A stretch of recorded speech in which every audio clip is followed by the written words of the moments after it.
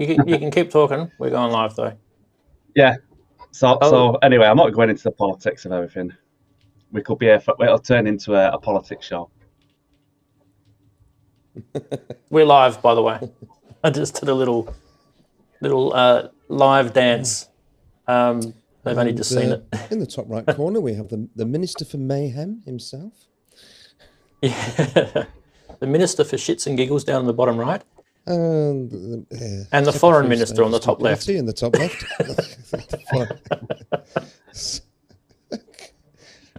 Welcome to the Saturday Politics, everybody. Well, today we're going to be discussing nothing. We're not wearing our wiggles. What the heck's going on? Oh, God. Hello, everybody. It's my YouTube links, by the way. Everyone. Is your YouTube what? Links? What do you mean? Is my channel links on your things below? Because I've just seen Andy's, but I didn't see mine or Inky's. Or is it just there? I may have not put it on there yet, but I will. Would you like me to do it now? Yes. While we're live? No. I'm on my PC, you see, and I went to link. Oh, Inky's there. Why is she there? Take her off. We don't need her. And I went to link, and I thought there was only Andy on, you see, with it on here. Vanity, all is vanity. I can edit this while we're live. What could possibly go wrong? Everything. Yeah, it could just completely break. So I don't shoot me gob off in the wrong place like I tend to do. Yeah. Is a certain little segment of a certain midweek synth show going to get mentioned at some point? Yes, it is. All right, I'll show up then. Yeah. In the news segment. I'll leave that to you. Yeah. Yeah. In the news segment. Anyway, Cool. Hi everyone. It's a bit late. We've been live now for about a few minutes. About 5 minutes. Hi everybody. How are we all? Nice to see you. There's only a small gathering so far, but that's okay. We're doing an interesting topic this week, so I don't know how well it would be received. So that's the thing. So I reckon some people are confused. What does 101 synths mean? Does it mean Ramsey's going to do 101 synths during his show, and he's going to review them all? Yes. God help us all. Or does it mean something else? You'll have to find out. You'll have to stick around. This, if you're new, is the pre-show. This is where we get things tested, like our microphones and the connections, and get everything sort of settled down for a little bit. We are about 12 minutes away from the main show. So if you haven't, you're sitting at home in front of your computer, and it's an okay hour to do this. I'd suggest you go get yourself something like that. Or if you don't like that, something What is that? else. That's a beer. That's just a beer. Thanks. Yeah. Something else. Because we're going to be drinking with you. Advertising. We do that on this show. Anyway, nice to see all the regulars in here. Let's see if we can find any noobs. Are there any lurkers who would like to jump into chat and welcome themselves? Because we would like to see that. Did I see a name earlier that I think I might have seen a new name here. He's probably hiding. So Pat Brady. No, I think we've seen Pat Brady before, haven't we? I think they're all here. Two corrosive abusers there. Fox and Nirvana. Oh, I love that name, corrosive abuser. It's funny. Andrew Mees there from the other side of Australia is trying to stay awake. Trying to stay awake, is he? Mike Delich. Native, yes. That's okay, mate. With his whole list. We'd already done the research for the show, mate. But thanks anyway for the heads up. Every single one of the ones that you mentioned, we'd already got. And there's some others that you didn't mention. So there you go.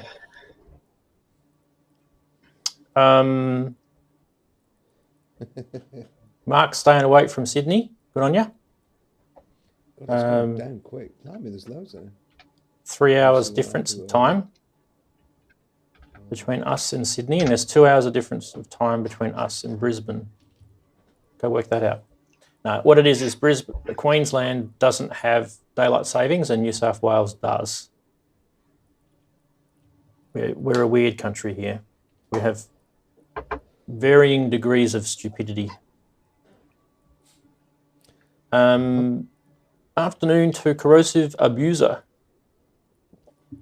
And everyone else who said hi to me. Sasquatch, Human Error, Richard, Foxy,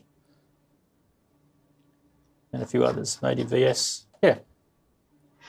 And who, for those who didn't, no, just kidding. Dear. Okay, so there's a bit of news this week we have to get through. But I'm going to warn you, it's a bit Behringer heavy. So if you don't like Behringer, I can't really help that. Because I'm not... not Behringer. I'm not biased. He's gone. That's a good one. You just gave me a dark look. Yes, we will mention Native VS. We will mention that as well. There will be a definite coverage of that. I've got a bit of news about that as well. A bit more information to share. Some of you may know, some of you may not. And there might be something none of you know that I'm going to share about that. Native VS is now wondering what he's missed. You'll find out. You'll find out. I've probably missed a lot because I've just been completely sat writing, and I've not looked at YouTube or anything this week really, or any. Yeah. Calls. Is Van's counting?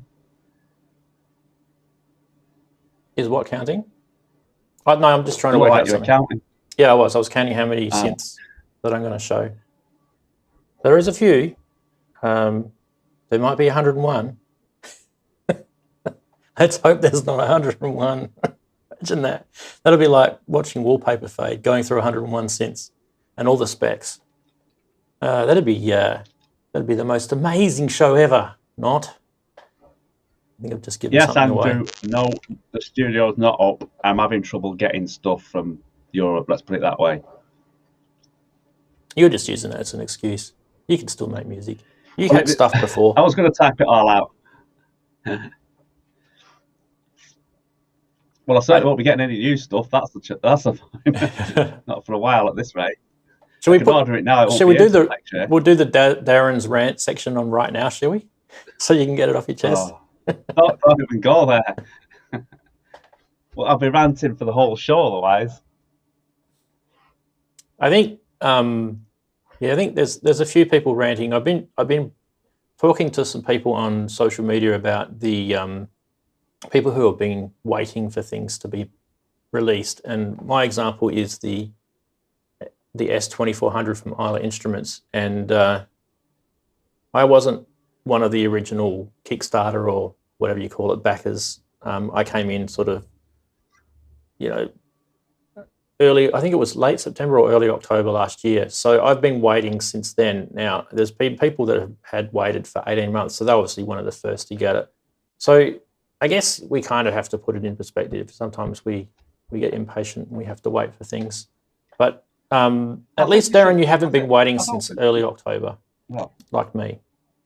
That's true. But I think they should, on certain things like, let's small companies or anything, but I don't think until they've got a good a lot of equipment ready to go into the warehouse, I don't think they should even give you that sense of it possibly being there. Because you just sit and wait, and then you think, I'm just going to not bother with this, and I'm either going to go somewhere else, or in some cases just change your mind on the item of kit that you was going to buy in the first place. Yeah, just cancel your order. For us, most of the time for us, it's just gear lost, isn't it, really? Well, it is for me because I'm not making any money out of anything I do. So whatever I buy is just for me. It's not to, further that my money making on music. So it's not necessary. Hobbies. If I choose something, it's not necessary that if I decide it's not going to come and I think I'm just going to go to something else. That's because, I don't necessarily need that. It's just because I lust for it. Yeah. That though, saying I could do with some speakers, I've only got one left now. It's looking a bit sorry for itself. Well, if you want to ship my Yamahas across the great divide of the planet, you can. they're going to be for sale. Look, we know what happened last time something got shipped. That means the person who's got your CD will be able to listen to it with the speakers that you're shipping. It's funny because if you send it normal mail, it doesn't get to you, but if you send it priority mail, it does get to you. So work that out. All right. Knows. Marcus is also waiting for his 2400 as well. Wow, there you go. We'll have to swap ideas when we get ours. I don't think it'll be too late. I think it'll be kind of March. That's kind of the feeling I get. It's the end of March now, so I think it's going to go into April. For the S2400, no, it'll be around March.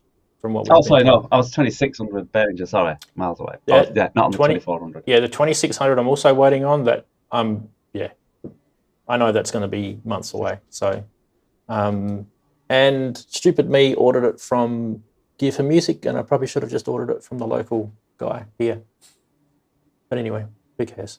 And what did we always say about pre-ordering? Yeah, we're not supposed to do it. Did we learn? No. It just looks so tempting when it says, "Oh, it's." So Marcus is still waiting for his, and he ordered his in August. Wow. Okay, so that's interesting because I know some people that have ordered theirs in around then, and they've got theirs already. So you should be really close to getting yours. Have you? This is just for Marcus. Have you received your email from Brad about shipment yet? Because you should be getting yours really soon if you haven't. Yeah, I'll probably be a couple of months away still. Andrew's made a joke. It's quite a good one actually. He says, isn't the 2600 just 2400 plus $200 extra? It's a little bit more than $200 extra. I'll give you the tip.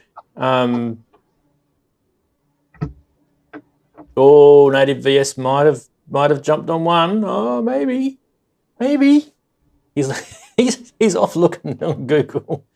That's funny. You put it this way, mate. I wouldn't worry about it too much. You got most of them. So, but yeah, this is for people who can't be bothered doing what you did. Now you know my pain during the week. There's a few people in Discord who are helping me actually. So if you guys are in my Discord server, which is this button here, bit.ly/Rainsy Discord. If you're not in it, get in it. Yeah. In fact, there's people chatting in there right now, isn't there? I don't know. Live stream chat. Yep, there is. Cool. Okay. 2 minutes away from the show to start. Sorry, this is a little bit boring, the pre-show. We might actually make a change, I think. I think we're getting to the point where the pre-show it's pretty successfully established within a few minutes, and then we can probably start the show. So we might just bring the start of the show earlier. What have you said? Yeah, and then everything breaks. Yeah, the pre-show becomes most of the show is trying to get back online and getting it working. Yeah. Native VS, I don't know if I'm going to do the Buchla. So, yeah. I did know about that one. I think one of the guys in Discord mentioned it. I don't know if I'll do the Buchla, but yeah. I probably should because technically it's a synth. And there's things that I'm showing that technically aren't synths. So, yeah. All right, 1 minute to go. How long is this away? 43 seconds. I won't make you wait through this for 40 seconds. We'll do the countdown in about 30 odd seconds. I'm just reading the chatties. And don't forget, there's X101. He's got the perfect nickname for today's show. He should actually be on the show with his nick, X101. All right, let's get close to doing this. Ready, SETI. 10 seconds.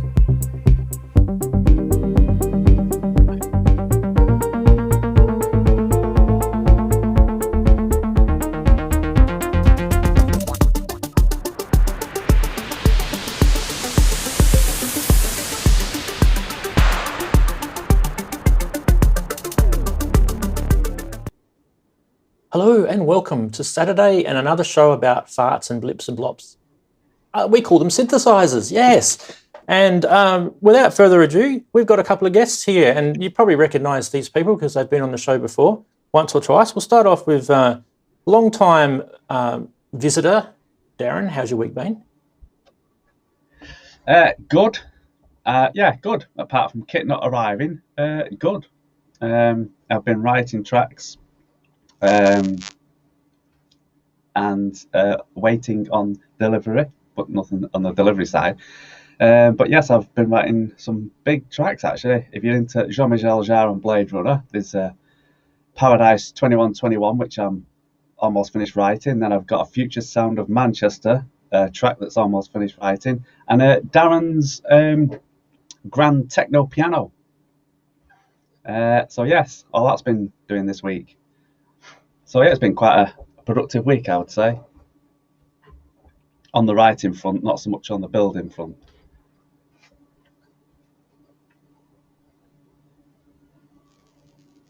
We have silence. It looks like it's just my show now. Have we stopped? No, I'm listening to you. Sorry, I thought you were talking. All right. I was just saying I am keen on hearing about your track. Is that tomorrow? No, we've got a filter sweep on Monday, so I'm not going to put one out tomorrow because I don't get much traffic on my tracks if I put anything with them. So I'll have to not put a track out tomorrow. Okay. I was just wondering, is this you? If I found, yes, that's me. I don't even bother looking out the window now, to be honest. All right, we better go say good day to Andy. Hello, Andy. How's your week been? Thanks for joining us again. And you're muted, Andy. And you're definitely not muted from my end. I promise you. Oh, sorry, messing about. Can you hear me? There you go. We got you. Oh, stupid me. Right. Yeah, hello, Darren. Hello, everyone. Hope we're all doing okay. It's been a bloody week from hell. I've hated this week. I've really hated it. It's just been a nightmare. Well, it's all down to bloody computers and technology and some torture device that Microsoft came up with called Teams. God.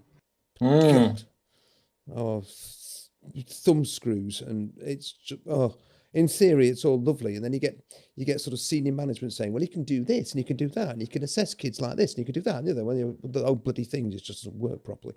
Drives me nuts. So I'm going to have a rant about Microsoft Teams. I hate it. It's useful, but I hate it. Right, I've got that off my chest now. Hope everyone's well, and don't forget your filter sweeps. Woo! Oh, we're going to get there. Don't worry about that. Yeah, okay. I know, but I just thought I'd stick it in. Yeah, stick it in. While we're at it, let's do this. It's Saturday. Yay. Join us for a drinky, everyone. Have a nice cheers. Levels. Oh, that's so good. Again. That is so good. Is that what it means? Mine's all gone all condensy because it's hot and humid here at the moment. Okay, we have quite a big-ish show today, but I thought we'd try and keep the time down because we have been going like 2.5 hours, and I don't really know if I want them to be that long. We kind of get carried away when we're chatting. But anyway, let's go into the normal segments. We'll start off, but we first do every week is we say hello to the chatties who have jumped into the show, and they're already trying to guess what synths I am going to be putting on the show today. But we'll get to that, don't worry. So first person who was in the chat today with about 500 lines of text was Native VS. And he knows what I'm talking about. Followed by, already said hello to Andrew, so we can go to Human Error. Then we can go to Richard, Marcus, who else? Mike Delic, Foxy Nirvana, JX3D, who's been providing the memes this week, Corrosive Abuser, Mark's there, JP Page 2's there, ASIO Head, G'day, Sasquatch, John Shea, Mac, Pat Brady, Axel Soft Music, Andrew Me, Sergio, who else we got? Inky's there. Quite a lot of people is kind of what we're trying to say. But Good. scroll, and I'm going to miss people. I know that. I always do. Because people tell me that I miss them. Anyway. Hanway Wiesner. I think that just all the same people talking. All right, there is a special button I can press. Mr. Popes is there. So we've got X101, we have Inverted Popes, we've got Hanway Wiesner, we've got Grey Wolf 2004 RU, which is Oleg, we've got Dean Bridges as well. And if I have left anybody out, please just throw your synth at the screen in disgust, because that's what we do here. No, we don't really. Okay, let's go straight to the first segment, which is this.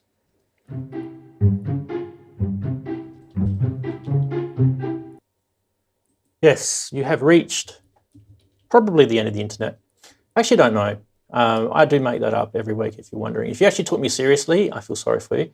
But this is where we do things like scour the internet for memes. And this one first came out, which I think I've seen this before, but I thought it was due to come on the show. So if you haven't read that yet, you need to go back to school so you can learn how to read. But anyway, it's this one here, just that thing next to me. Right, moving right along.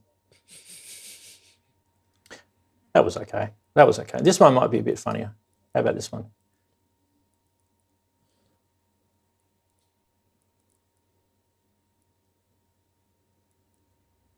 Am I missing something there? Okay, so wow, is that? The key to this is he's dreaming this, right? The key to this is he's in the music store. He's in front of one of those pedal boards. He's dreaming this, and he's dreaming that he's picked up a babe because he's bought a pedal board with plugs on the side. I guess that's a cool thing if you're a guitarist. I thought it was good. I actually don't have a pedal board. What about this one? All the different types of smoking.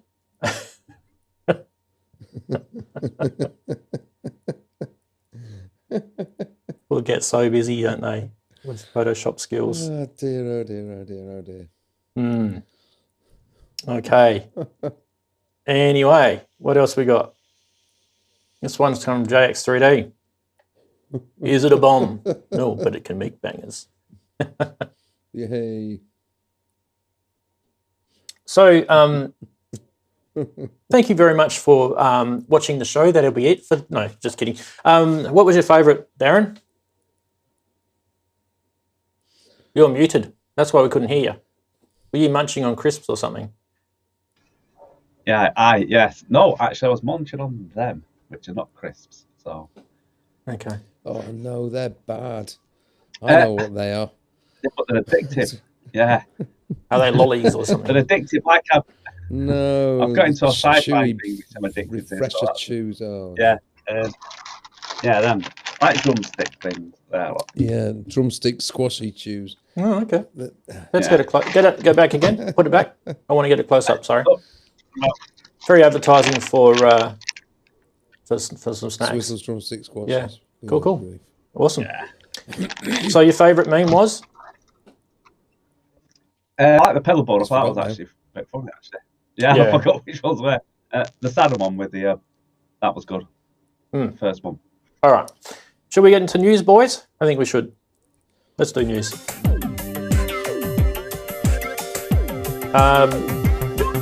Hello to Mr. Behringer if he's watching. No, we're not sucking up your butt this week, but it may look like that. And no, don't adjust your screens. This is the new dusty particle version of news that we've just recently rolled out. We spared no expense in coming up with this. Someone sneeze, please. Right, first one off the ranks is this one. Synth, this is what, sorry? That dusty particle thing is when you involve synth. It's what we need to use our little dusters for. And anyway, let's get on to the news. Okay, first one is some news from DinSync, the company that makes a lot of these remake, close to perfect original remakes of gear.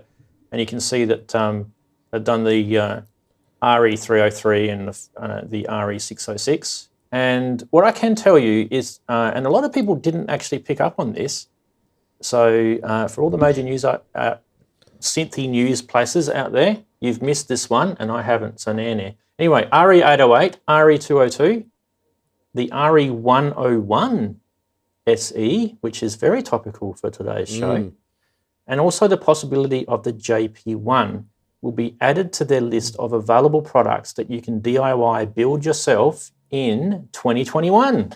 So that's a big list of stuff. Complicated. From Paul, from DinSync. Yeah, complicated stuff, I know, but for some people, they love this sort of stuff. Now, I do want to show quickly, if I can, it's never quickly. Even when I say quickly, I'm just going to jinx myself. I do want to quickly show this video. It's the Gilbert, which is kind of, it's kind of an SH-101 clone thing that they made. I don't know if it ever came to fruition or not. I've seen a couple of other versions of this with a blue case and stuff like that. Let's have a little listen. I love this track as well. It's one of my faves. I don't want to get stung by the copyright police, but gentlemen, a quick reaction from you about the news from DinSync. Any of you interested in the DinSync stuff? A year or so ago, I remember at I think it was at it was either Synthfest or Superboo. The one I know that Sonic State spoke to the guys, because I distinctly remember seeing the JP1 as a thing a while ago, and thinking, oh, that's a really good idea. What an interesting idea that is. So it's cool to see that might well be coming to market, even if it's in a kit form. I mean, it'd be way beyond my skills to build any of those things. I'd be useless, I think. But it depends how much of a workload it is. If it's a sort of snap and click, I could probably manage it, but I suspect there'll be more to it. But I'm glad they're doing it. Great idea. Well, one of the benefits, I'll go to you in a sec, Darren, with the RE DinSync products is that you can actually use them for spare parts if you've got an original, TB303 or 909 or something like that. So, they actually are quite true to the original gear. So that's one of the benefits. Darren, what were you going to say? Pretty much what Andy was going to say. I like them, I think they're great, but it's just not for me because I'm just not really a DIY. I don't feel as I want to spend the time DIYing, but for anyone who does, great. So if someone built one for you, well, yeah, then yes. Because you can ask Paul to build it for you. It's just a little bit extra, so you can ask him to build it for you. Well, you never know then. Maybe. Yeah. Okay, I was just reading a comment in the chat room saying that I had more gain. Maybe I need to pop mine down a bit. Let me just do that. Is that better? I'll just pop mine down a little bit. All right, we are going back to the news. We have got, like I warned you guys about, quite a lot of Behringer stuff coming this week, and a little bit from last week, which I missed out on. So I'm going to kind of squeeze it all in today. So the first one is this, which is the announcement that we finally are getting the RD-9, and it's going to be shipping in 1 to 2 months. So this is actually what the final product will look like. Interesting how they've got that sort of old school keyboardy sort of buttons down the bottom there, and it's kind of a mix of modern, silicon, lit up backlit pads and old school keyboardy buttons. It's just kind of real old versus new school, this. What about the color? I don't know if we were expecting it to be this color either. Anyway, there is a video that they released, and I probably will get a copyright strike for showing this, but anyway, let's have a quick look. Dan here with Behringer. The time's finally arrived. You've all been asking for it. Introducing the RD-9. With its iconic sound. All right, I'm not going to go through that. You guys have probably already seen it, and I don't really want to get a copyright strike from Behringer. But the RD-9, I think, is quite an interesting looking synth. Gentlemen, quick reaction from you. Any one of you is a big 909 sound fan and you'd be interested in getting this? Or should we move on? Andy? No, I'm more excited about this than I am the RD-8 actually. Same. I can't help it. I mean, even in that video, he mentions a string of records that it was used on, and it's just an iconic sound. I love the sound of the 909, and I can see myself being very, very tempted by that. Yeah, nice. Yeah, They're quite inexpensive as well. Similar pricing, they reckon. Exactly. What's it going to be? 299 again, like the RD-8 was, something like that. That's what I believe. Yeah. Yeah, exactly. Human error. I'm going to show that. I kind of feel that I think we're all kind of getting over the 808, aren't we? We're kind of, it's almost like it's just been overdone. And I think the 909 really has a bit more of that sort of. It's got a lot more balls. It's got a lot more balls. And straight out. I mean that sound. I mean, pair that with any sort of analog synth, and SH 101, because we're going to be talking about that, or what little one there, or one of these things hooked up to it. Yeah, absolutely. I love the idea of that. So I'm sort of, I've got a space over here. I've actually got the piano in it, and I'm actually thinking I'm going to take the piano out and put in an A-frame stand there, and actually build a system that's slightly separate to this one. But yeah, anyway, that's all future plans. And yeah, I'm waffling now, so sorry about that. That's all right.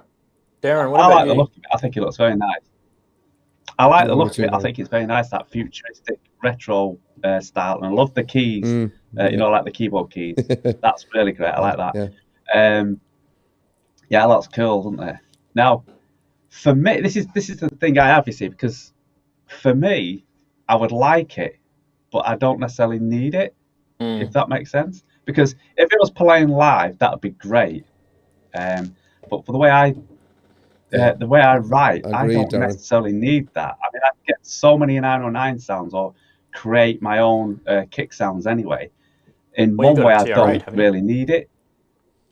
I've got a TR8, yes, so I've got it on there as well. And the way I layer kicks anyway, so in one way I wouldn't need it, but I like it and I'd want one, if that makes sense. I think a lot of people are going to be in exactly the same boat, Darren. I mean, the new drum synth on the Akai, for example, but you can get that. Honestly, in fact, they've got presets for it which are almost identical, and you just or a little bit of tweaking, you know. So that's why I would also be in the same boat, thinking, actually, do I really need that? Really, Andy? Do you? It is a bit of gear lust, but I just like the idea of the way certainly the sequencer within it works, and it's fairly instant. Always got on with that sort of Roland sort of grid thing. That's not a problem.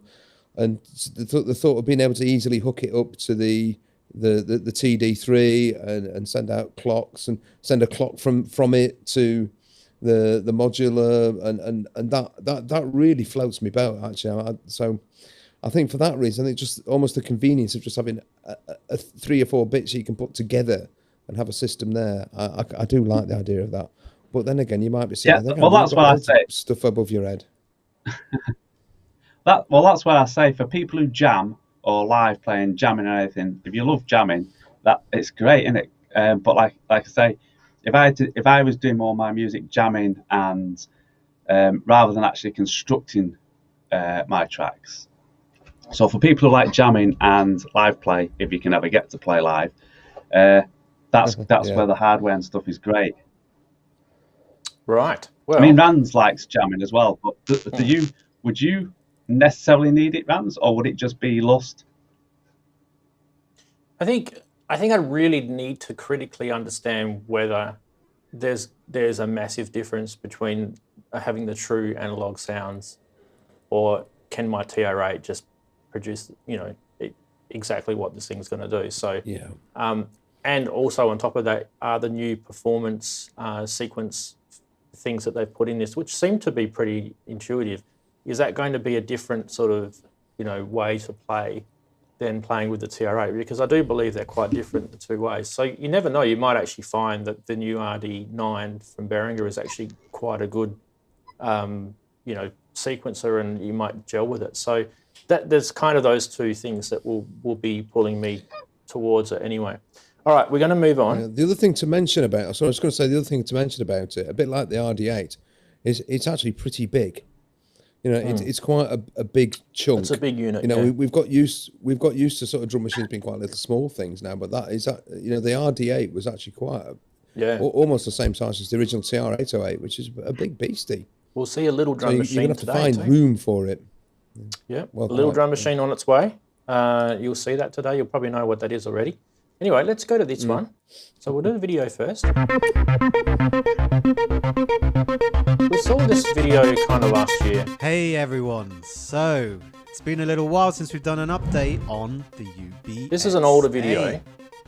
And you guys sure Matrix and even begin. Stay tuned, more updates to come in the near future. So what is this about? Well, this is about the Behringer OBXa. Now, the last time I checked, wasn't that called the OBXa or something similar? So they've changed the name, and now we've got the Oberheim sort of name on there and everything.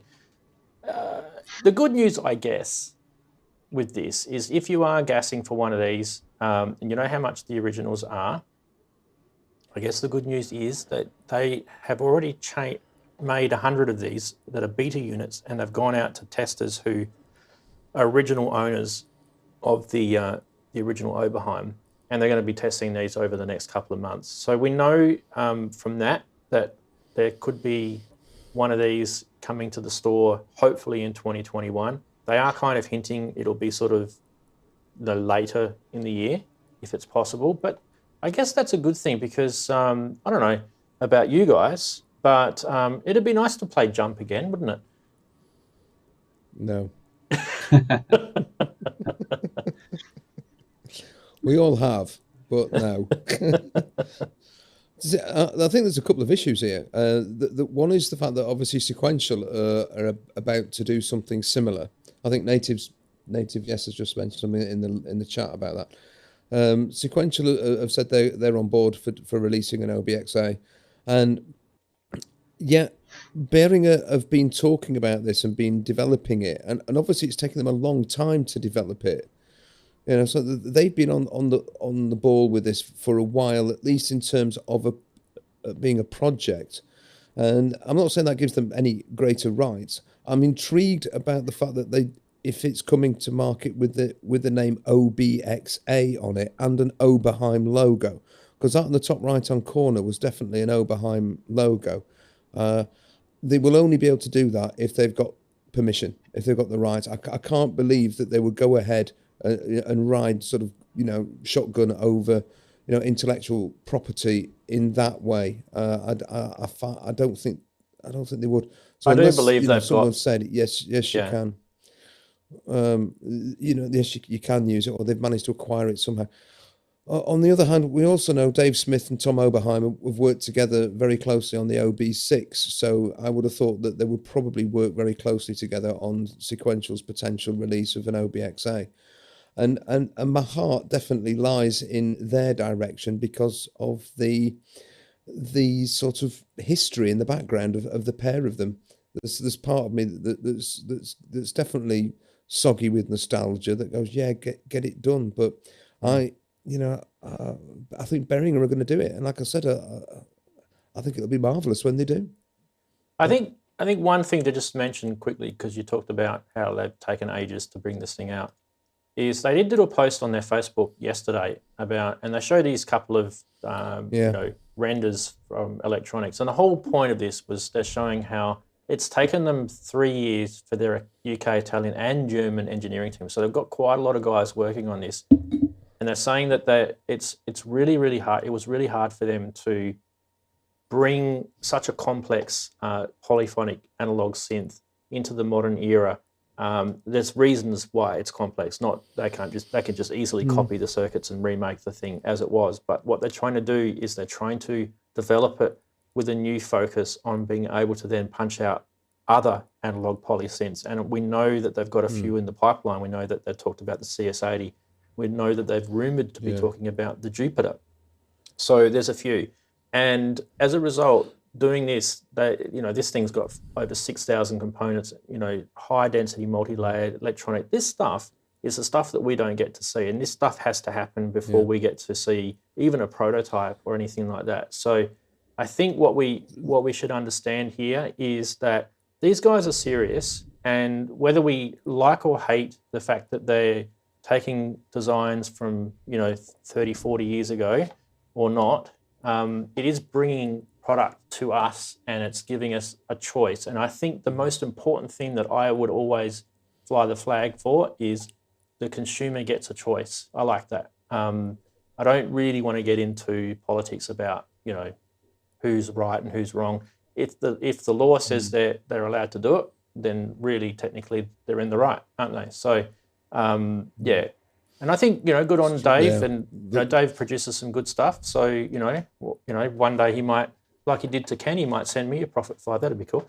All right, Darren, did you want to say something quick about the OBXa from Behringer?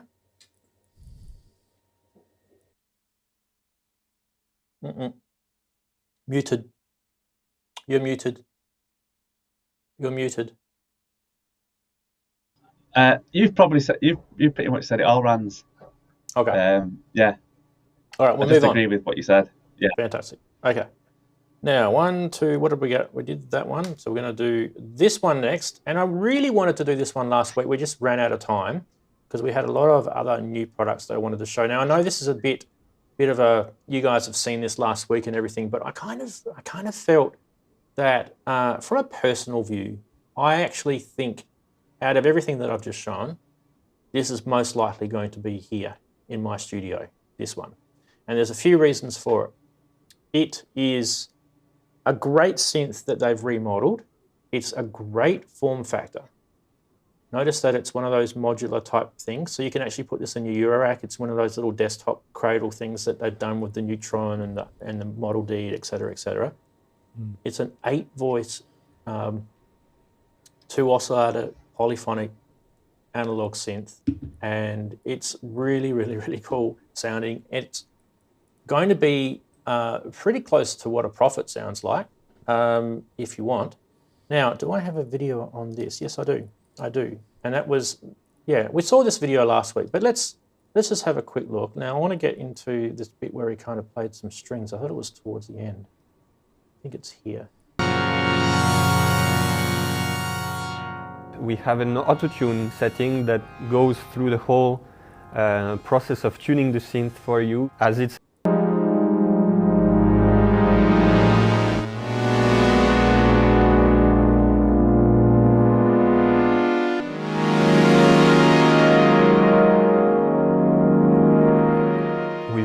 improving the... Now that just about made an accident in my pants when I heard that. I'm dead serious. That sounded absolutely beautiful. And I don't normally get that excited about sounding of analog synths because you really kind of have to do a lot of fiddling and farting around with them to get them sounding pretty good. But that was awesome. Just in that little box, just think about that. 8 voices, little tiny little box. Let's just go back to that little graphic of him sitting there. That's that little box there doing that. 8 voices of analog, 2 oscillators. And I do believe the price is going to be pretty affordable for us. So who's excited? Surely someone is excited about getting this. Yep, I thought you would be. Yeah. You're a Pro 1 man.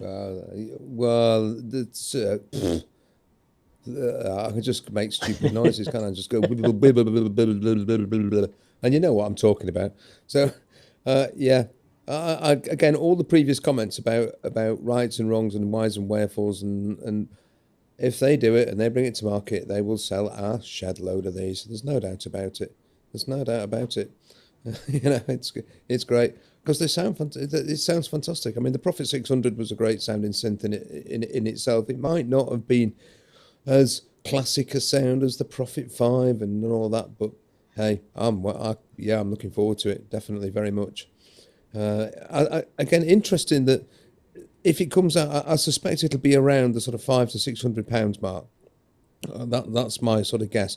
In which case, as a polysynth, it's going to be entering what is now quite a hotly contested market sector. You know, you've got the Korg OBXa and the new Korg Mod Wave, and there's also, you've got the Argons and the Cobalts, and all of these synths are in that price niche. I don't think Behringer are going to be able to undercut them by much, not with an 8-voice analog polysynth.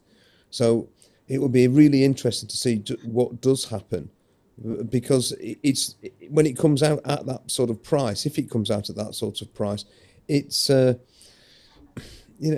it's not a foregone conclusion in the same way that it might have been when the Model D came out, or their Odyssey.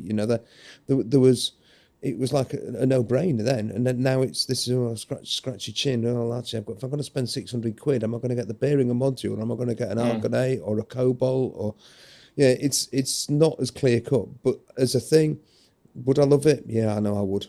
I just know I would. Yeah. And I think the other thing is that we're kind of getting this sort of thing happening, aren't we? It's kind of getting there. What about you, Darren? Now, the reason the only thing I'd be a bit dubious about is how the keypad will hold out. Other than that, the reason I like what Behringer do with this size is it's not ridiculously small like a boutique, so you can't even get your fingers on the little knobs and buttons. But it's not huge that when you've got a small studio like this, you can fit these things in. So I do like it. Will I get one? Possibly. Patch memory? Possibly. But overall, well, that's the good thing about it as well, obviously, in the memory. It'd be on my possible list, let's put it that way. And I do like it. I like the form factor. It's just big enough that it's nice to work with, but it's not ridiculously big that you're going to have to think about it or put it in the studios, to get them in. And you can have a rack mount of them, which is great. Yeah. Oh, yeah. And apparently you can polychain these as well. So I heard a rumor I can imagine that you can polychain these, how many can you just get mentioned, and the MIDI implementation on this is actually pretty decent. For example, you'll be able to do things like program changes over MIDI. It's not some basic note, key change type stuff. So that's actually pretty cool as well. So being able to do patch changes, polychaining, it's a really, really good, valuable, desktop synth that you can grab. It's got a decent sound. It'll get yourself close to a Prophet sound, I think. It's not going to be a Prophet 5. No, I'm not saying it is, because it has slightly different chips and topology and things like that. But you'll be able to get some pretty decent one. All right, we have one more news item. It's not Behringer, so you can all rejoice for that. I do apologise for all the Behringer stuff today, but really they were kind of leading the show with the news this week. That's this. Yes, you probably watched Sonic State during the week. Andy's graphic. Well done on your graphic there, Andy. It looks really, really good. Thanks. You're very kind. What have we created here? We've created a little monster.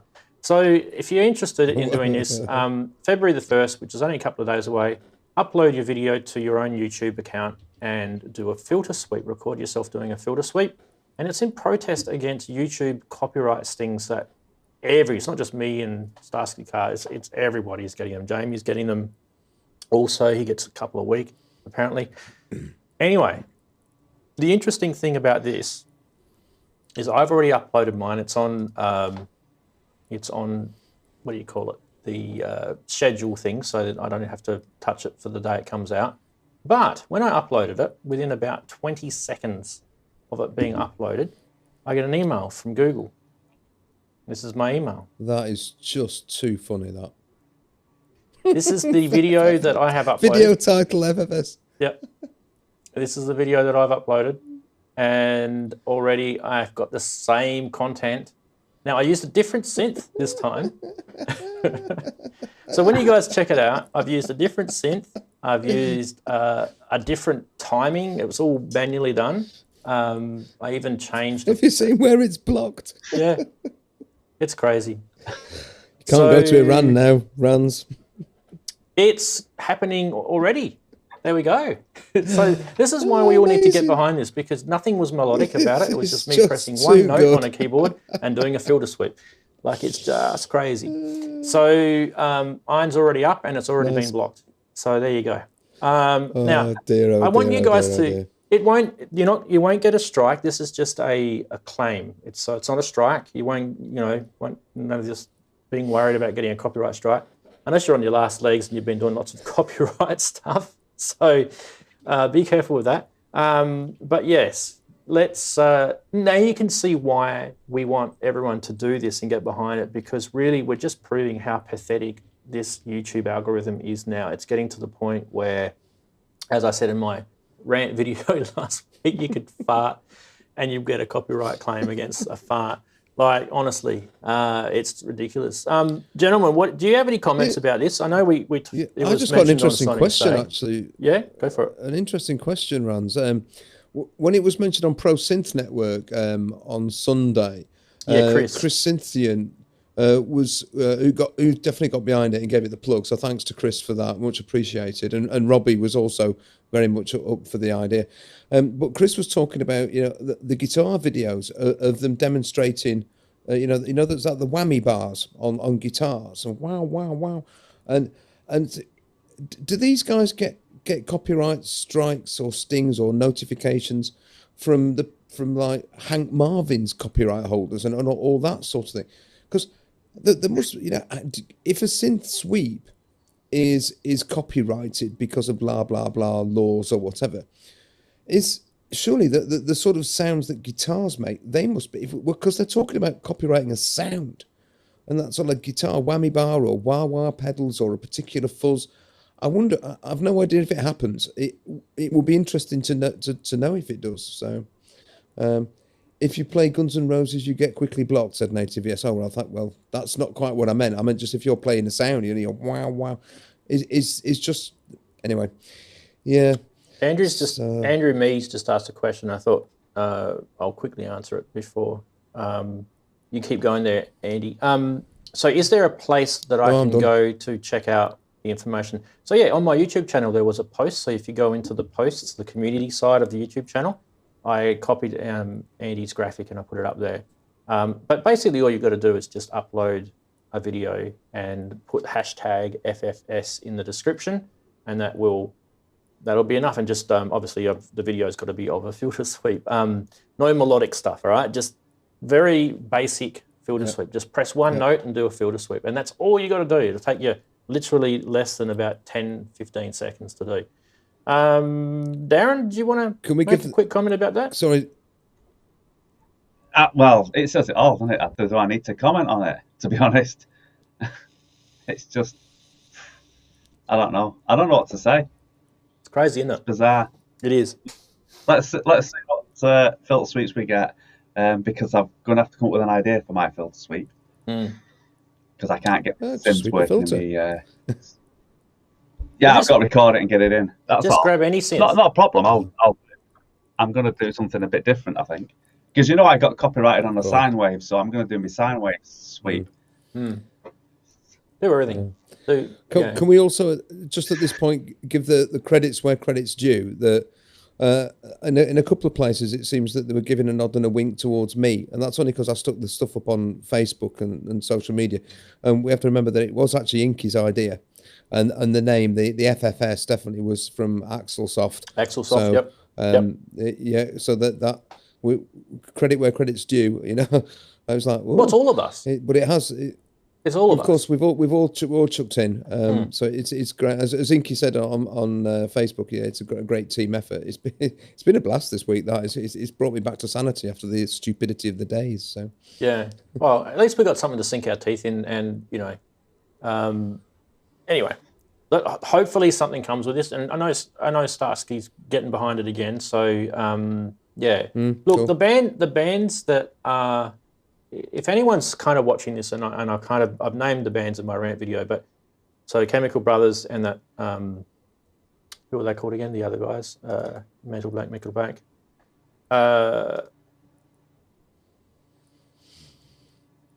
Whoever it was who made that song, Honor. Anyway, forget. Someone will remind me. Anyway, nothing against those bands because they're not really technically behind this. But they could actually make a difference if they wanted to, and they could say, look, you guys have obviously screwed this up so bad, so monumentally bad, that my fellow musicians in this world can't even do a filter sweep on a synth anymore without getting copyright claims. So obviously you need to go back and have a little revisit of your crap algorithm that you've put up, because if you're trying to scab a couple of cents off of Ramsey's YouTube income, yeah, it's absolutely petty, really is. So, and all of us who are in the same boat as well. So I think there needs to be pressure from us. We need to push back, and that's what the hashtag FFS is for. So a couple of days away, 1st of February, hashtag FFS in the description, upload a filter sweep, take you 15 seconds to make it, and you can even film it with your phone if you can't be bothered doing anything major. Right, we need to move on. We've got one more segment to do, which is this one. It's everybody's favourite. Scam time. Yes, we love scams, don't we? Don't we? But not always scams. There's sometimes nice little prices, like this one.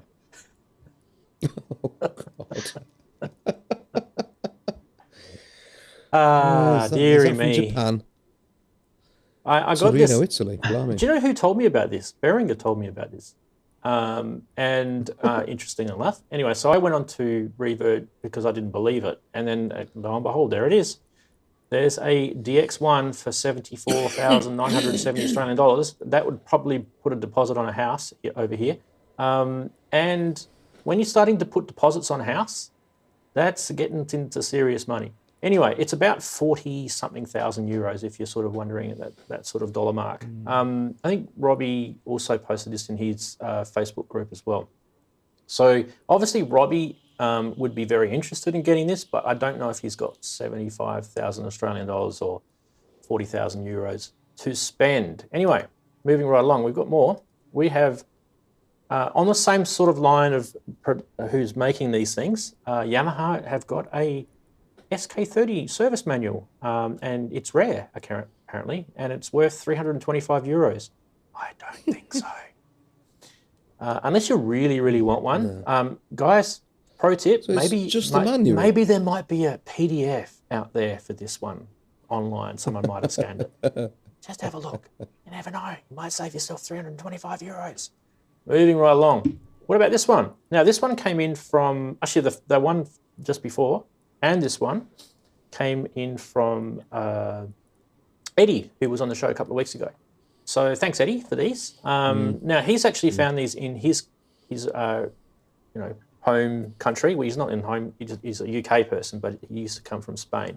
So I had to translate these all to English. Anyway, vintage Korg Poly 800, 319 euros. There's no bids on that. So what they're actually asking for is 479 euros. Yeah. 80th year, technically. Is that Google Translate going wrong again? That's Google Translate going wrong, I think.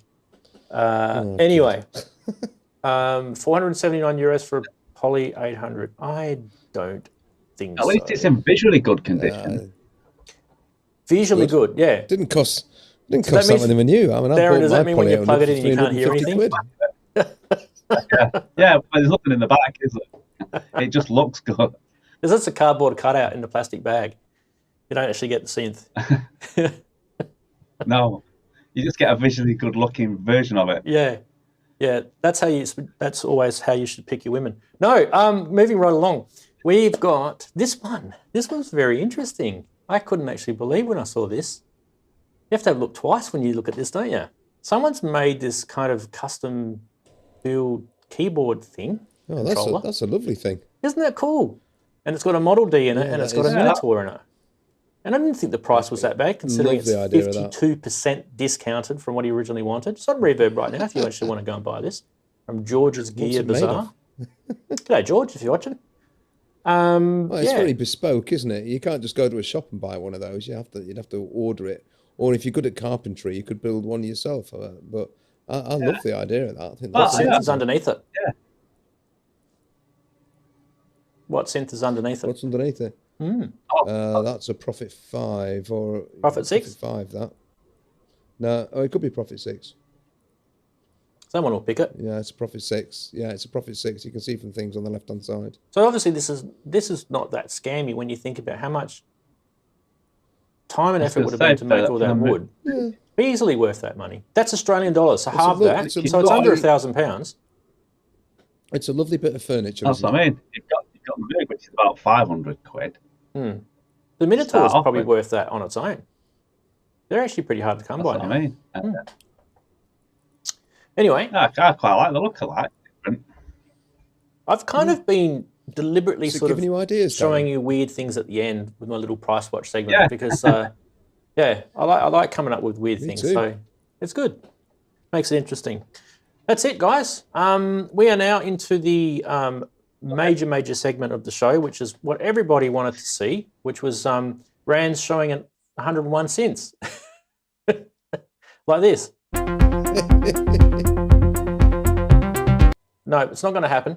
I'm not going to show 101 synths because that's not what it's about. It's about 101. And why is it about 101? Well, this episode is 101. And I thought, well, why don't we talk about 101 synths? And the most famous 101 synth, I think the most famous one, I mean, look, let's not split hairs, is this one, isn't it? You've got to say, this is the most famous 101 synth, isn't it? The SH101. Nice pink one. Now, I deliberately asked Mr. Darren to jump on the show and bring his, because he's actually got one. Is it poorly made? Is it actually working? What's the story with it? You're muted. You're muted. You owe me so many drinks. Second drink. Oh, yeah. It's because I've not got a camera. It is. Well, which way are we going there now? That way. Right, yeah, it's slightly poorly, but there's a bigger issue than that. Because my studio's in complete sort of rebuild teardown, when I was taking the whole thing apart, the studio, I put this in a safe place. I also put the power supply in a safe place. I don't know where that safe place is. So I cannot You can find put my batteries power in it, supply. Darren. Well, Yeah, you that put is the batteries true, in. but I don't think it works off the batteries if I remember rightly. Aren't they I'm just sure- a 9-volt DC? Yes. I thought they were just a 9-volt DC. Yeah, they are. I powered mine off a It is standard one. 9-volt DC, but if you remember, you know the pinning, it's on the outer ring. I think the plus. It says on there. Center The positive. outer ring is the plus. Center negative. Center negative. Center or negative? positive. Well, then you just It's- swap the wires over. Get a You'd be switch. fine. Get a switchable one. Yeah. You'd be Yeah, right. but the thing is, I've actually got it. I've got the one for it. It's a bit, and I haven't got one to mangle. So yes, but it was a little bit poorly at last time I started it up. So yeah, unfortunately, yes, and I can only work off the mic we've got. So unfortunately, I won't be able to use it. That's all right. Well, at least we got to see. At least we got to see a real one because it's better than this one, Oh, which is a real one. fake one. That's my fake one sitting over it's there. not even Mind you, though, it still this is the qualifies. best one. It still qualifies to go on the show because it is a 101 synth. Now, I know a lot of people would argue that this is now called an MS1, but guess what? Mine's not. So nah. Anyway, that does qualify. Now, Darren, I have to admit, I've played many 101s in real life, and got friends who've got one. That MS101 sounds exactly the same. It's pretty bloody good. Yeah. And Well, I think I don't care most what of- anyone else says. I think it sounds the same. So and you've got you've got a better sequencer on it, isn't it, and things like that. well, you got a few little bells and whistles that, like Got a the few more triangle steps on it. waveform. You've got the Yeah. FM stuff for the filter, the sequencer. Yeah, it's a few things. Plus all the CV connectivity. Now, one of the things I will say about this, right, is you can probably just see just above it is all that Behringer 100M stuff, modular. This synth is actually really, really good to use as a CV and pitch and gate little controller. It's actually really, really handy because it's not a massive synth either. It's quite same size as what Darren's is, but It's actually really, really handy, and they're pretty cheap. So if anyone's thinking about getting something that's quite reliable in terms of CV, pitch, and gate, that is actually pretty cool. Plus, you also get a synth in it as well. And I find it a little bit better than the key step, because I always find sometimes the key step voltages aren't quite there. I don't know. Anyway, we won't go down that. We're not going to go down that path. Shall we keep going, gentlemen? We've got plenty of synths to look at. We started off with the SH-101. You guys in the chat, tell us what you love about the SH-101. Like, is it an album that you first heard it on? Is it the fact that it's so simplistic to use? Just something that you think, or tell us why you hate it. Okay, we will keep going, because a lot of people may not actually realise, but the Roland System 100 also had a 101, and that's the name of this keyboard controller that went with it.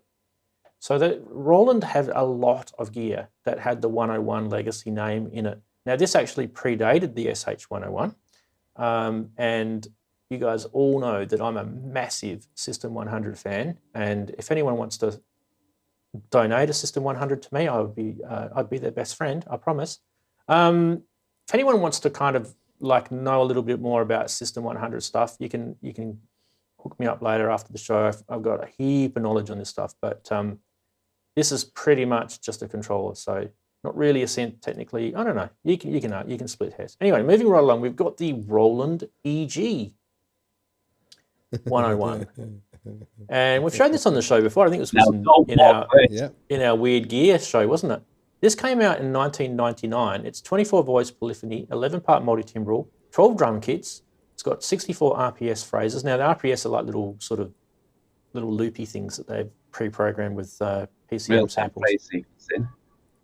This is basically an MC505 in a keyboard. Good memory, Darren. And it's got some awesome speakers. I've got an XP. Yeah, it's got an XP sort of. Of course, yeah.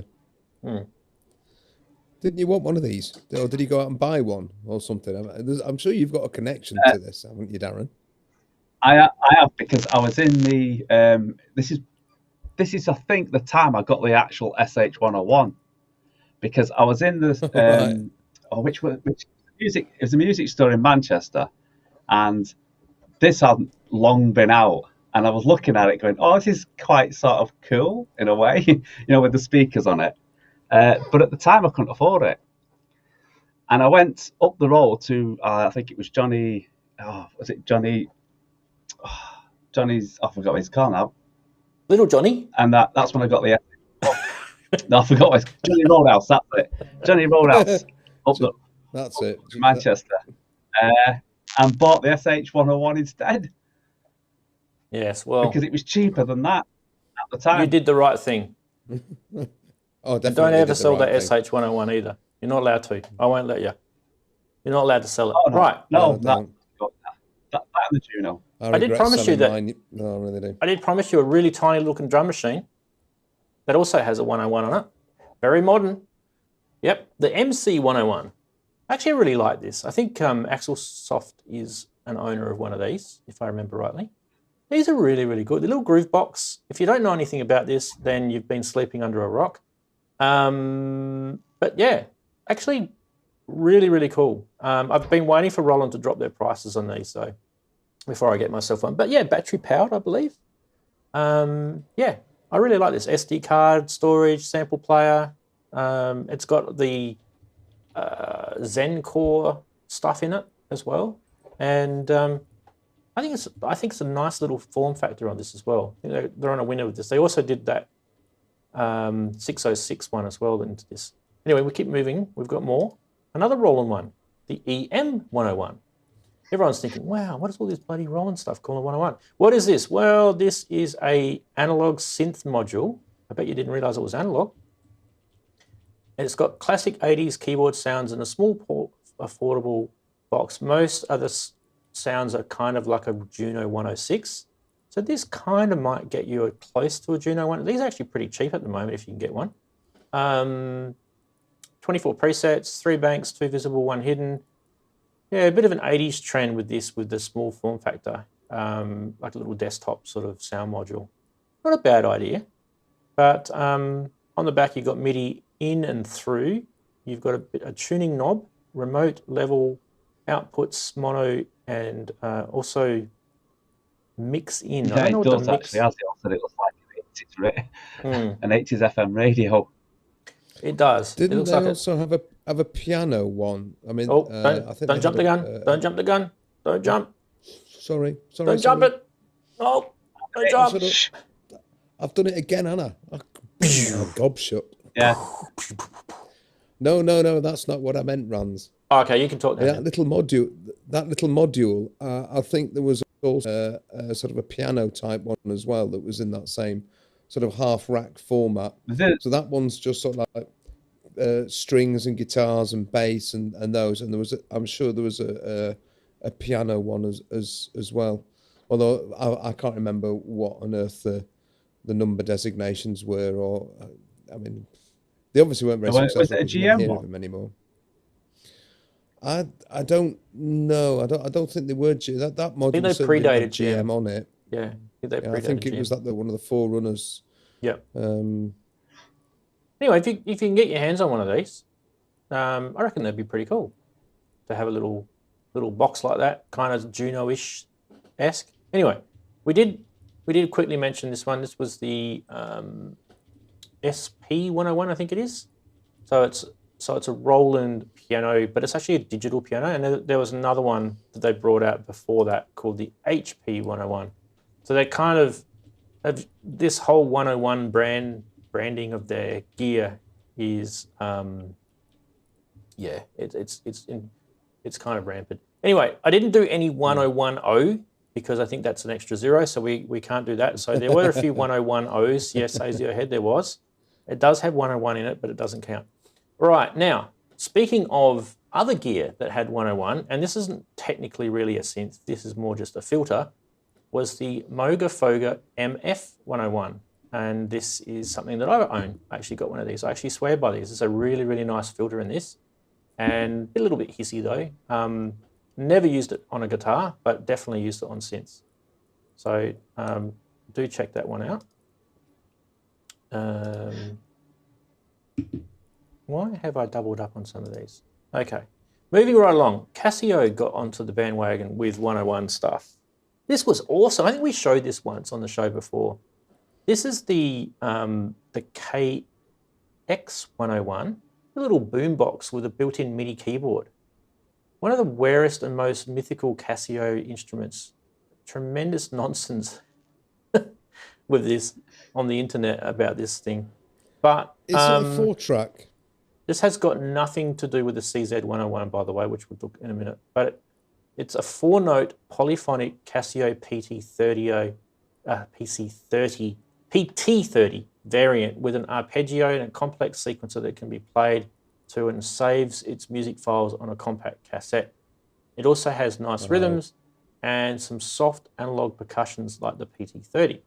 So if you really, really want to get your geekiness into this, this has got 37 MIDI keys, 12 key buttons, 11 selected buttons, 2 detachable two-way loudspeakers, so you can detach the speakers, 9 presets, piano, harpsichord, organ, clarinet, all that kind of Casio stuff.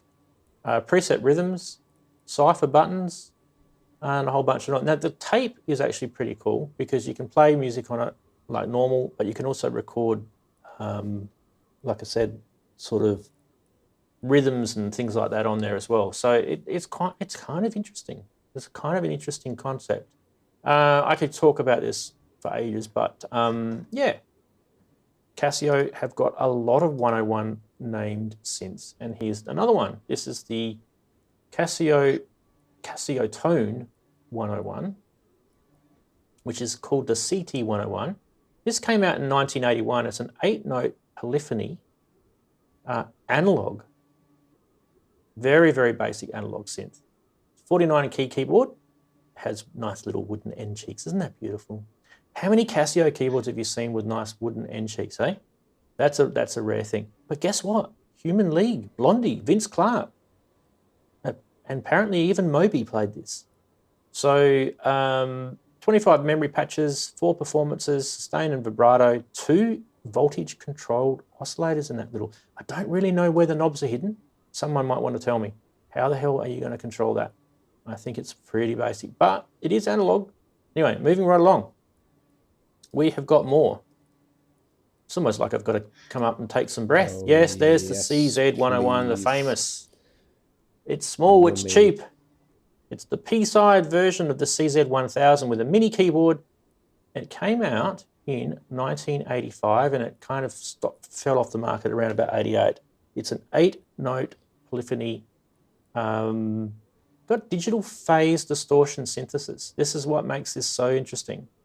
Sine, square, saw, pulse, resonance, double sine, saw, pulse, 4-part multi-timbral. It's an H-stage envelope generator with levels and rate controls and key follow. Some really, really cool synthesis stuff in this. If you can ever get your hands on one of these, I think Casio should be bringing something like this back because there's some really, really cool stuff in here. They're actually quite hard to get and they're quite expensive now if you're actually starting to gas for one of these. I will tell you that the keyboard wasn't anything much. It's kind of even worse than a keystep.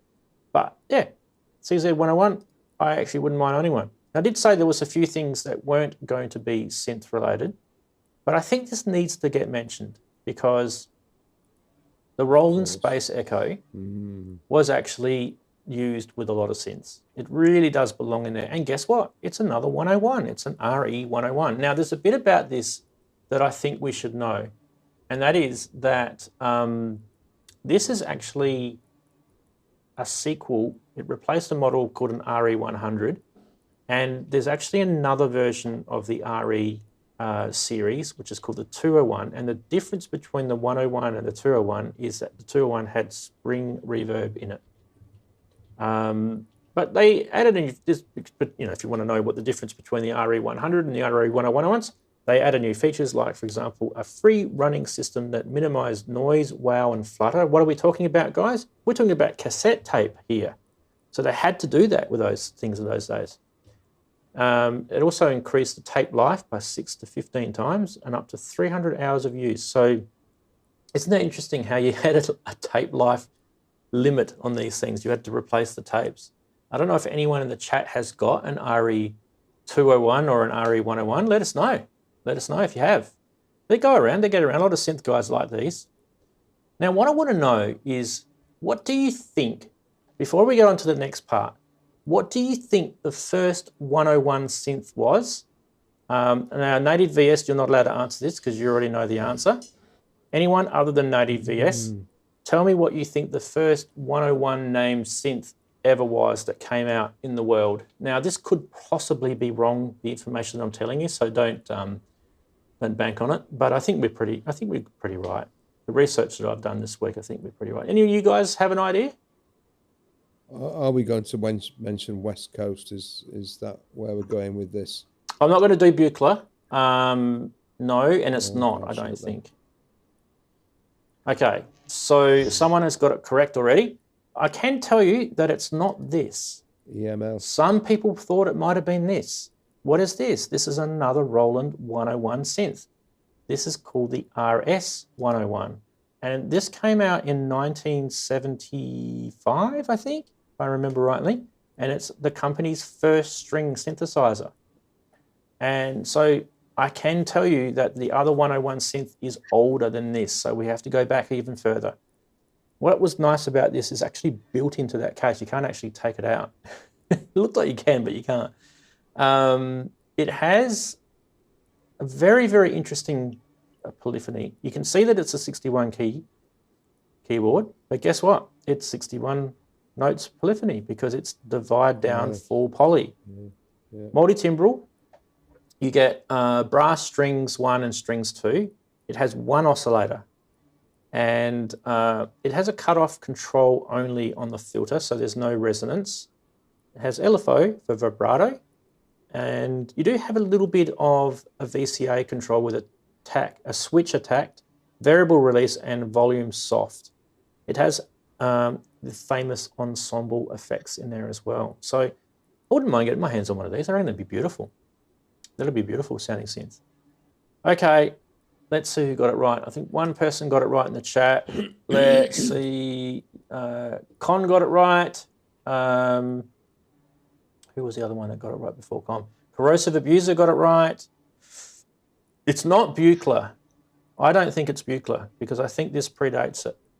This is the EML Electro Comp 101, and this came out in 1972. Doesn't this look amazing? Oh, yeah, I actually think this is really interesting. This is duophonic. This is a 4 VCOs, 2 go to subsonic with multiple variable waveforms and noise, 2 LFOs via using the oscillators which can go subsonic. Filter, it's got a voltage-controlled multi-mode 12 dB per octave filter with resonance and a switchable low band and high pass, 2 ADS envelopes, 44 keys on the keyboard, and it has a ring amplitude modulator and sample and hold as effects. So one of the things I love about it too is it's all CV gate controlled. It was the successor to the Electro Comp 100. So unfortunately we can't use the 100 as a contender. But just to give you an idea, the company EML, which stands for Electronic Music Laboratories, is a small synthesizer company based out of Connecticut in the USA. And like the ARP 2600, now you can see why I like this, the 101 was patchable with 1/4 inch patch cords, semi-modular, and it had pre-wired voice path. I do like that. Yes, I'm reading from Synth, Vintage Synth, if you're wondering. But it does make it for an interesting read. Go check it out on Vintage Synth. That is the 101 Synth show. Guys, how'd you like that? Was that good? Was that good fun? Some interesting bits in there. That last one, I've seen pictures of that before, but I'd forgotten about it, if I'm honest. So let's see if I got it wrong. Is everyone saying the Buchla's older?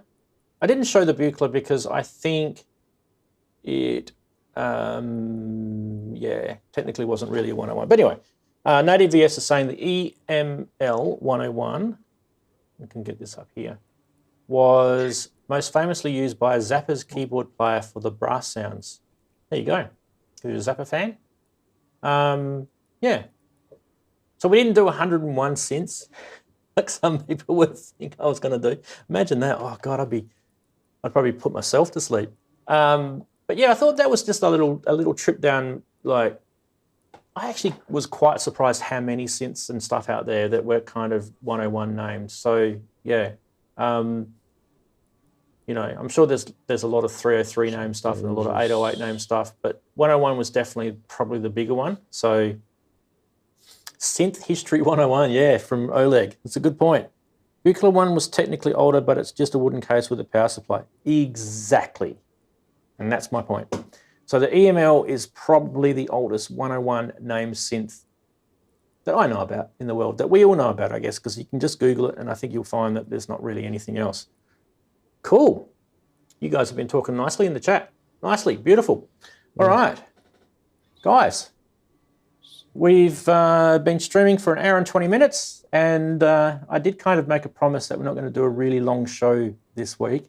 So we can talk a little bit for a little while, but we probably should sort of wrap it up soon. Anything in the show that you want to kind of make points about that I've missed out on? The FFS, the news, anything about 101 synths, stories? No, not next week, 202s. Next week is 102. Yeah, exactly. I'd like to mention, as you briefly mentioned it, but I think it was, we did get a mention for the FFS on Sonic State. Thank you, Sonic State. The Sonic State show, yeah, the Sonic State show on Wednesday actually mentioned, and quite fulsomely actually, they spent some time with it, which I was really pleased to see. Thanks for Inky for giving me the nod, because I was at work at that point, so I couldn't actually watch it live.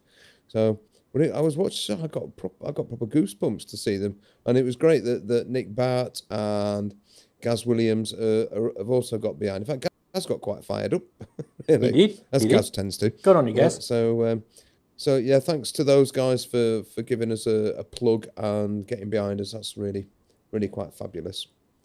And everyone out there, get your 101 vids, get your FFS vids up on Monday. It doesn't matter whether it's midnight or whether it's at 3 in the afternoon, or just try and get them up. It doesn't even matter if you put them up there on Thursday. Just get them out there, because I think it's funny. I just think the whole thing's funny. We've started something very, very silly, and it's great. I know a number of people have already got theirs 101 if you uploaded, and of course you can. Well, yeah, you can. I mean, I've done one on mine features the SH01A, which apparently doesn't count as a 101 synth according to Ramsey. Ramsey says it's not a 101 because it's an 01A. So don't count. No. You got to get a real one. Stop being a pretender. I've got an 01. No, bugger that. No. No, I bought the SH01A because I'd sold my 101 and I missed it so much that I thought as soon as that came out, I thought, right, I've got to have one of these. I can't not. So, but yeah, it sounds exactly like an SH101, exactly like an SH. And you know that because you've got one too, Ramsey. I do, but I've also got this, and I think it sounds better. So no. I've been hanging around my 6-year-old too much. What about this? Can't play 4 notes on that, can you? We can't even hear it, can we? Is that actually working? No. Keyboard sounds nice. I don't know if I can get it. Oh, the ARP is on. Turn off ARP. You guys hear that?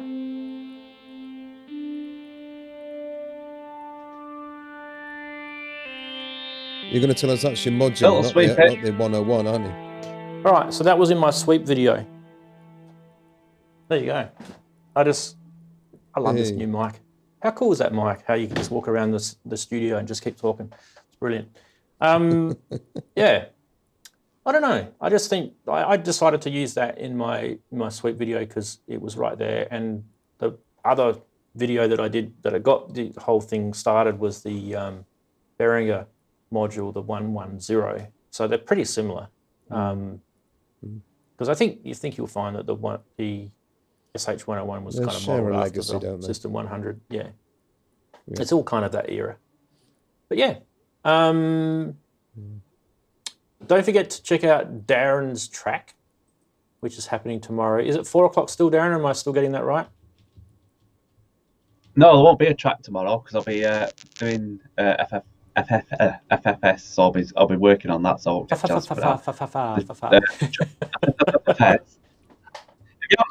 haven't seen last week's track, you can. Wasn't that Ronnie? Was it Ronnie Barker that used to do the what was that? Yeah, Granville. Yeah, Granville. Open all hours. Yeah. Nurse Gladys. Nurse Gladys. Yeah. Last week's track. I was filmed in Doncaster, that. Yeah, so next week... This bit of crap knowledge. Next week's show, I actually started doing the topic for this week's show, and we actually ended up changing it because I decided to do it on the 101. Next week's show... Where are we?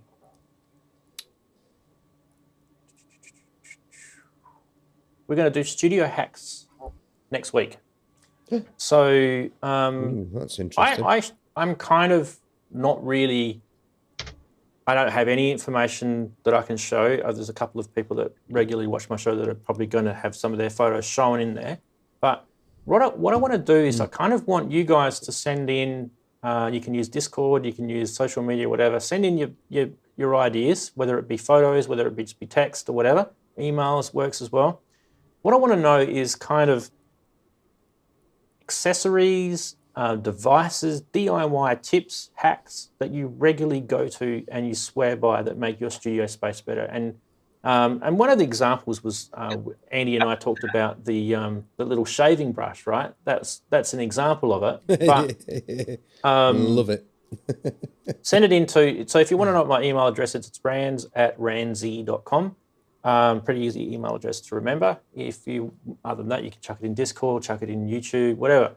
There's heaps of places you can. So that next week we're going to do studio hacks, and I kind of want to keep it kind of relatively synthy related. I don't want to sort of talk about massive, huge recording studio stuff. It's just kind of home studio, if you can, and you don't have to do it now. So that's next week. What else? Well, my quick tip on studio hacks is make sure you get the parts that you want first before you start stripping your studio down. Well, don't lose your power supplies. Don't lose your power supplies. Safe place. You should have just gone to B&Q and got the wood from there.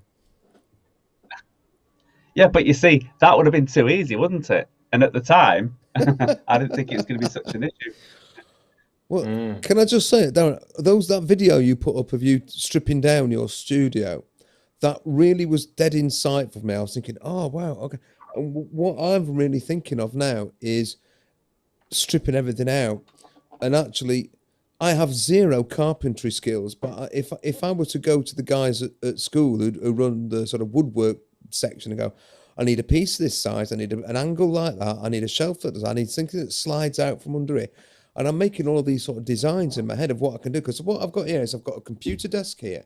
I've got an ordinary wooden desk here with stuff on. I've got a 2-tier keyboard stand there. My piano. And I think it all works like this. But I'm thinking, I could do all this space and I want to put that there. Put my 19-inch rack. And I've just sort of been planning a sort of carpentry. Yes, screwdrivers. Yeah. Okay. Yes, spanners. But Darren, I'm not in any way practical. I'm really not. I'm hopeless. I can tell you about the Now, Darren, I can't even say Darren, show us that hacksaw again. Hello. Show us the hacksaw. It's not the main hacksaw. Look, mate, Darren, when they tell you it's a cut-off filter, they don't mean to actually cut it off. Okay. Yes. Hey, I could do a video on that, couldn't I? I froze my MC. I could do a cut-off. Yeah. Oh, here we go. Yeah. It's off now. That's it. Synths and wood. No, whole new meaning. Synths and wood ends. Yeah. Well, Synths and wood, they make nice stands. I don't know if you've seen them, but these Volca stands up here, that's Synths and wood. They're great. They're great. They're really great. I've heard of those guys. Yeah. Yeah, based in Whitby, I think, in North Yorkshire. Now, from my world, all this studio hack stuff is completely unrelated to what I'm about to say. So I'm about to embark in a DIY Eurorack case. So all this section here is going to be replaced with a DIY case that I'm going to make. It's actually going to be 2 cases, and they're both going to be 104 HP, and they're going to be it's going to be 15U. So that's what's 15U? 5 sort of rows. And what else can I say about it? I'm going to use the Tip Top Zeus rail kit. Yeah, thinking about wood, I'm thinking about using, there's a couple of Australian woods that I really like. So we've got a thing called Western Red Cedar here in Australia, and we also have another piece of wood called Jarrah. Jarrah is a bit darker than Western Red Cedar, but actually I kind of like the idea of, what I don't like seeing on a lot of Eurorack cases is they're using plywood, and so when you see the side of their cases, it looks like the zebra stripes. And I really don't like the look of that. So I kind of want to have a nice proper piece of hardwood so that you get, the grain on all the faces. So that's one of the things. Yeah, I've already got the power supplies. I'm using Meanwell power supplies. But yeah, I will definitely video all this and show you guys through the journey. So that will definitely That's going to be interesting because you were talking about buying a bigger case, weren't you? So you decided to actually go and rather than buy a bespoke one, you're going to build it yourself. Yeah. And the reason why I decided to do that is because I can get exactly what I want. It's not going to make it any cheaper or it's going to make it harder for me because I've got to make it. But what it means is I can get exactly what I want. And with powering is the most important part. Now, moving on from that, you probably noticed there's this here. And you probably obviously seen it if you watch my mailbag videos. Yeah. So the force is not staying there. That's going to move and all this gear underneath it. And this is where the 2600 is going to go. So that's what that's for. And so obviously I got this. If it ever lands. I got this months before I'm going to get my 2600. But yeah, that's the reason that I'm in, because my studio's so small, like I say, 7x7 minus the desk, so it's even less than 7 that way, that everything that goes into the studio that I'm doing now has got to be constructed, custom built to fit the studio, whether I buy it off the shelf and then remod it to fit, or I come up with ideas to fit the things in that I'm doing. So yeah, I understand how you're going for the Eurorack building it yourself, because you can't get really what you actually want for your, without spending a lot of money. You might as well make it exact to what you want, even if it costs similar price. Yeah, and I'm going to do 2 cases side by side because I've got 1.2 meters of space to do. And the thing about that is, if I ever decide to change it up, I don't want to be stuck with a 1.2 meter case. I want to have like 2 600s, and then I can, if I need to, I can separate them. So that was kind of the sort of logic behind that. 1.2 meters is pretty big. Oh yeah. I mean, a 5-octave keyboard is a meter, you know, really. Mm. So I mean, 1.2 will be bigger still. Yeah, it will be pretty large. So Native VS said I did look at doing one. So he said I should do one big long case. No, I did look at doing one. So what I'm actually going to do, and this is kind of getting a little bit sort of like power technical, but what I'm going to do is the rails inside, they're all actually going to be interconnected. So I won't actually get any cross earth loop, ground loop noise and stuff like that. So I've already talked to people about how to do that. And with all the Meanwell little power supplies in there, there'll be so much voltage and amps going across all the sort of the bus boards that are going to be at the back underneath the racks. So it'll be all interlinked, and I will only have one physical plug that goes into the mains for the 2 cases. Now, I'll make it so that each case will be able to be separated, and they'll have their own separate mains, but when you connect the 2 together, you'll be able to connect it all into one. So it's kind of like you'll have a choice between which case is kind of the master and the slave as such. So it's an interesting sort of way to do it, and a lot of people have said these are the ways around it. So yeah, Mac wants to know what bus boards I'm using. The ones you suggested. So they're the ones I'm going to use, the ones you suggested on eBay. I will document everything when I start doing the build. Now, the problem is this is not going to be a quick thing. The local distributor for Tip Top in Australia is in the process of getting the Asus gear in for me. Now, there's a delay with everything with this sort of stuff at the moment. I don't know if you guys know, but Tip Top make their stuff in Thailand, or I think he said it was Thailand. It's either Taiwan or Thailand, one of the two. It doesn't really matter. And there's obviously issues with getting stuff across into Europe, and then it's got to, once they've got it, then they've got to then repackage it and send it to Australia. So there's delays. And at the moment where it stands is, if I was to order stuff, I don't even have enough hardware mounting equipment just to make one rack. So it's not point. I might as well just wait and get it all in. Now, someone's messaging me. Who's messaging me? I can hear messages.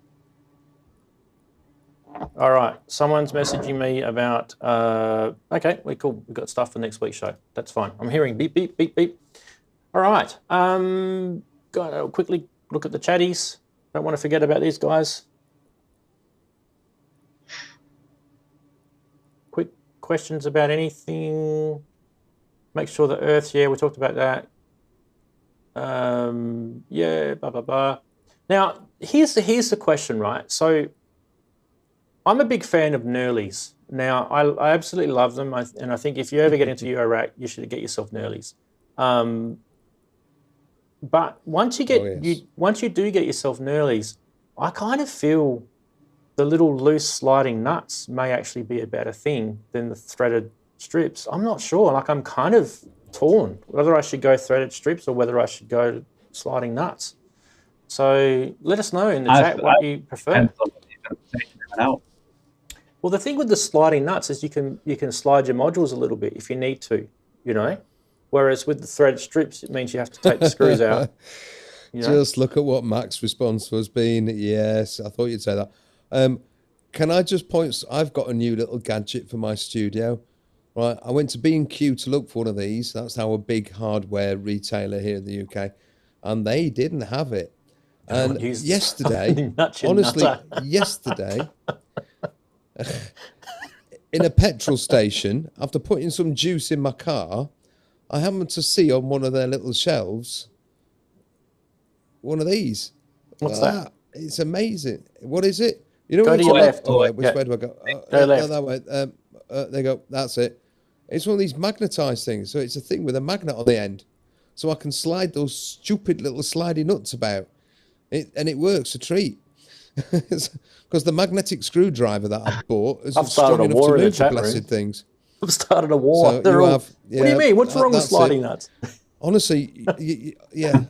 Well, yeah, that was my view. What's wrong with them? Until I've actually started to have to deal with the bloody stupid things, and now I'm absolutely. I agree.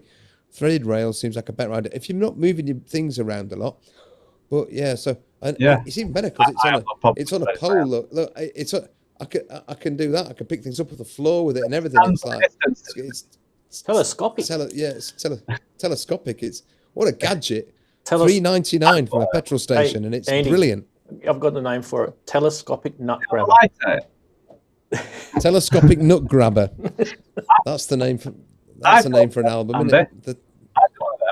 Looks exactly the same, but it has a light in it as well at the end, so it shines. Has it got a light? No, this hasn't got a light in it because that would have cut that. No, hang on a minute. That says. What? 1 second. While we wait for that, I want to show the wall with the chatties right now. Do you know what, Darren? It does. It does have a light in it, but yeah, it's the same one. I think I'm going to have to put. Sure it is. Put some batteries in it. I'm going to have to put a battery in it, so I'll work out how on earth it works. Because right at this minute, it's not. It's on off. How do I get it to go on then? I reckon the comment of the night is: "Do not use sliding nuts, you nutter." That's the comment of the night, Mr. Mac. Was that Mac, by any chance? Yes, it was. Go on, Mac. Have a rant. It's your turn to rant. Darren, I can't work out where the battery goes. He's usually ranting about the fact that we've ignored him. We ignored him. Yeah, I'm trying to remember. We're not ignoring him today. Watch type batteries, the little tiny ones. I think they're like that, if I remember rightly. Oleg's asking us. Think it's good. What's your favourite 101 synth? So it's obvious. Mine would be the SH101. No problem. No doubt about that. I do like. I have to say, I do like the whole idea about the EML though, and I kind of want to go and sort of research that because when I was preparing for this show and I came across the EML, I really kind of it was just a really cool sort of thing. Probably second would be the CZ101 from Casio because of that phase distortion stuff. What about you, Darren? What's your favourite 101? Well, it's got to be the 101, hasn't it? The SH101. I mean, I wouldn't have bought it by accident, would I? I wouldn't have bought it by accident instead of an EG101. So... You wouldn't even be on the show, mate, if you had an EG101. You'd be on a different show. You'd be on the Mr. Max Nutters show. EG101 or this SH101. EG101 versus that. Well, I think, one's a loony bin and one's sanity. Andy's just disappeared briefly. I don't know what he's doing. He's trying to get the to that thing. I'm sure it's the end that unscrews. I can't even find where mine is. I'm sure it's in the garage. Just destroyed it. Yeah. Well, I make no apologies to anybody who's been watching. His nut slider doesn't work anymore. Like Andy, for example. I make no apologies for Andy getting into Iraq or buying NPCs. I make no apologies at all. He didn't hear that. I've killed my nut slider. Oh, sorry, I took my headphones off. I've just. We were just talking about you. That's all. I've just totally distracted. I found the batteries, but by unscrewing the whole thing, and everything fell all over the bleeding floor because I wasn't expecting it. I've recovered two, but there's a third one missing. You're right. These little. Maybe do it after the show, mate. They're a little cup thing. Oh, I'm gonna have to. No, this is all fun, Rans. This is good. Killed his nut slider. Well. I found lots of peanuts on the floor. That's interesting. Anyway, I think we need to wrap the show up, and I'm just going to say I'm kind of really liking the sort of signing off like they do on Top Gear, and on that major disappointment, we should finish the show. Thanks everyone for watching. It used to be a bombshell. Is it not a bombshell anymore? I think he Never said, mind. mate. I think he goes major disappointment. I think he says, yeah. On that Not major major disappointment. disappointment. I think it's good. Anyway, thank you very much, everyone, for watching. Don't forget, next week we're going to do it on synth studio hacks. So keep it sort of synth related if you can. Try not to sort of go off on too many, non-synthy stuff. We are a bit of a synth show here, so. And yeah, hope you guys enjoyed it this week. It is a short show this week, I know, and I do want to try and keep it that way in the future. It's an hour and 45 minutes. It's still a long time, but an extra hour, I think, is probably starting to push the game. But gentlemen, Darren, thanks very much for joining us. Quick goodbye from you. Thank you all. Thank you all. Thank you all. All have a good week. Not too And Thanks, Popes. sweeps. Fantastic. And Andy, quick hooray for you. Yeah, take care, everyone. You know what I'm going to say? Hashtag FFS. Get it sorted. All right, beautiful. Don't forget your videos up on YouTube. Thanks, everyone, for watching. We shall go to this.